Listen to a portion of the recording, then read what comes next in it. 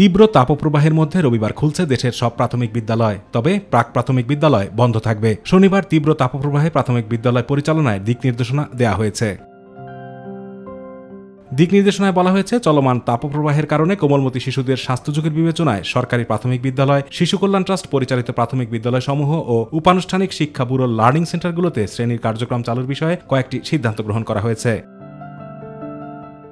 এর মধ্যে এক শিফটে পরিচালিত বিদ্যালয়গুলো প্রতিদিন সকাল ৮টা থেকে বেলা 11:30 পর্যন্ত চলবে। 2 শিফটে পরিচালিত বিদ্যালয়গুলো প্রথম শিফট সকাল 8টা থেকে সকাল 9:30 এবং দ্বিতীয় শিফট 10:45 থেকে 11:30 পর্যন্ত চলমান থাকবে। প্রাক প্রাথমিক শ্রেণীর কার্যক্রম পরবর্তী নির্দেশনা না দেওয়া পর্যন্ত বন্ধ থাকবে। তাপপ্রবাহ সহনীয় পর্যায়ে না আসা পর্যন্ত অ্যাসেম্বলিও বন্ধ থাকবে।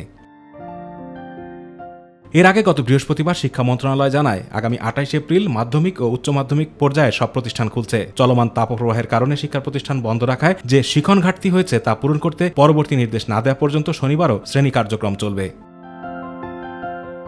আতিকুর রহমান তিতাস, মাই টিভি।